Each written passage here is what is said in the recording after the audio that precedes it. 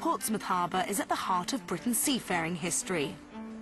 But the city of Portsmouth isn't the only well-known place on these shores.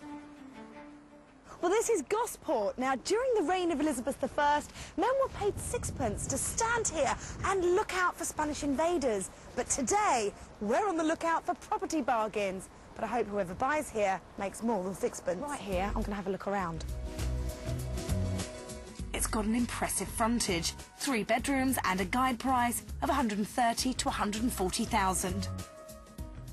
So straight from the hallway into a really good-sized reception room. But it's obvious somebody's been in here and renovated this already. There's new windows, a beautiful bay window, I've got to say. But I think the lighting must have already been done, so somebody's already been in, rewired. There's new radiators that's already been replumbed. There's a rather shoddy-looking carpet. In fact, I think this is probably underlay. So it's been renovated, just not to a very high standard.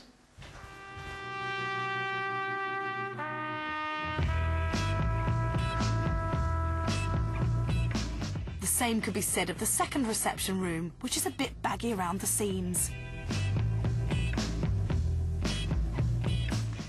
Well, this is the kitchen. As you can see, it's light, it's bright, it's clean, nice worktops and units. Through here, though, is a really big utility room leading to a dark study area.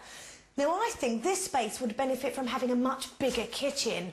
There's something here that worries me a little bit. This is obviously not a cavity wall, because an exterior wall would usually be about 9 inches thick. And as you can see, this one, well, it's half that. Now, in my experience, mortgage lenders aren't keen on financing houses with single skin walls. So whoever buys this, I hope they have some extra cash to remedy this problem. Upstairs there are 3 bedrooms, a bathroom and a study, so it looks promising. But the thing is, it's a bit of a weird configuration up here, because you've got lots of natural daylight into the hallway, the corridor section, and no light at all in the rooms, in the bathroom. You've got a partition wall here. You have to walk through the study area to get to one of the bedrooms.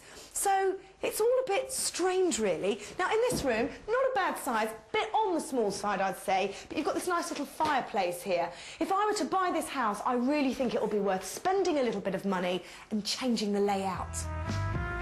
For instance, by raising this floor so you don't have to mind the step.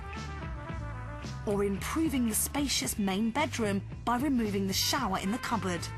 But of all the oddities in this property, the strangest of all is at the back. Now, this is the most disappointing part of the property. As far as gardens go, this is it. Just a long, uninspiring yard. And what's more, there's a small parcel of land just here, which you would think would be part of the house. But if you look at the legal pack, which I have, it's clear that this part isn't being sold with the property. Now, the boundary line on the deeds is here. I can't imagine anybody else having any use for this, because you have to go through the house to actually get here. But it just goes to show how important it is to read the legal pack.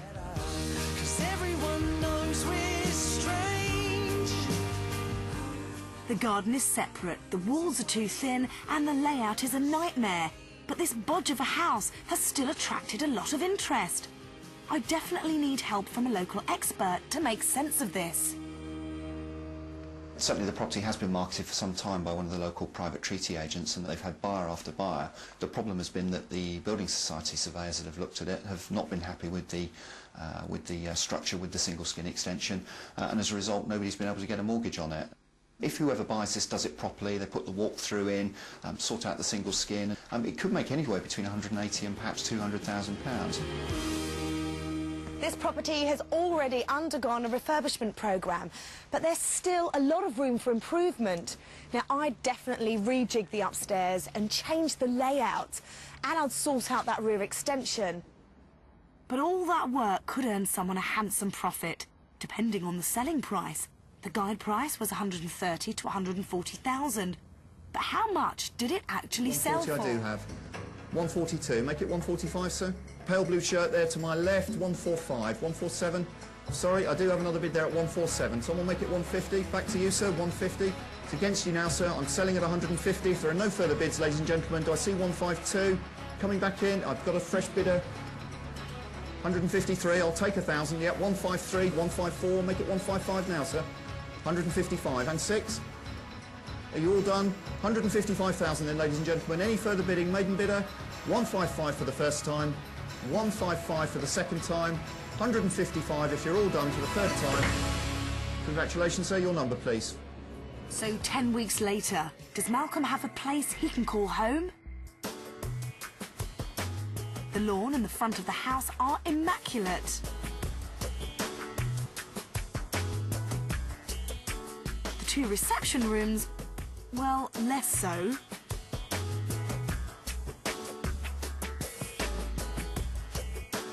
But this is a work in progress. We've tried to reinstate all of the existing features, putting new Victorian fireplaces, and also on the external of the property we're just putting back the painting of the external will be similar to the properties next door. So far so good, but the real work is further down the hall. That series of rooms around the kitchen is very different now.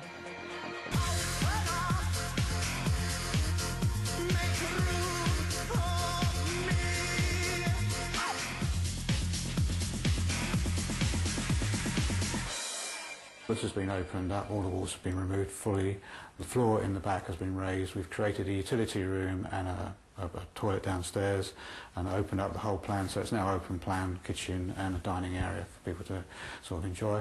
The communal area is what I wanted to achieve. I want to put a farmhouse table and chairs in here, and the fact that you can then open it up and then incorporate a small yard into the kitchen in the summer months, so it's more of a family area.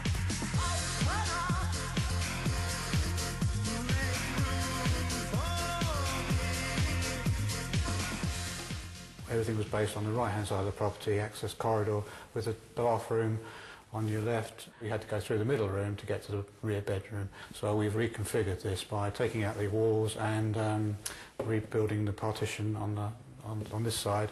The bathrooms and the existing sort of rooms have been changed from one side of the property to the other side. Now the light goes into the new rooms instead of the corridor. And you don't have to mind the gap in the end room.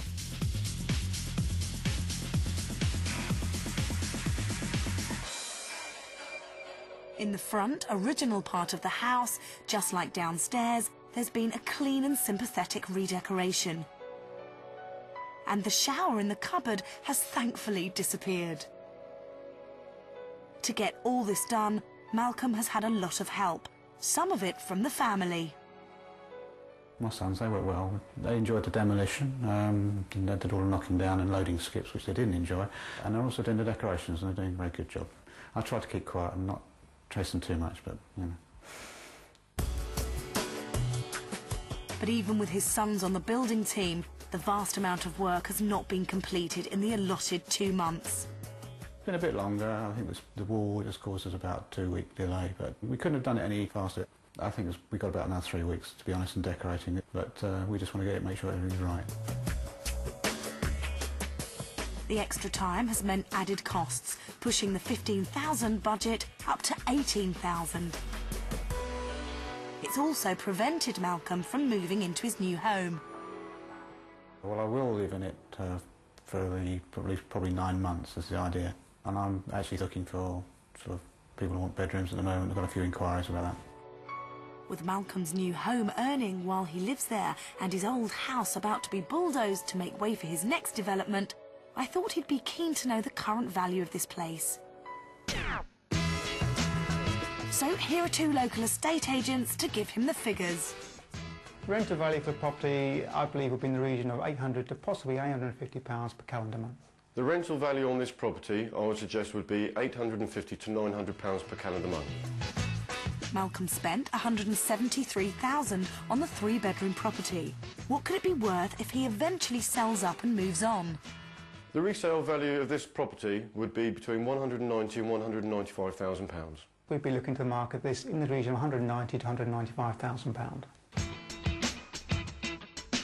Well, I think I was spot on. I said 189 when I was thinking 195, fine. All I really wanted was a year's rent free. So if I've made £10,000 to £15,000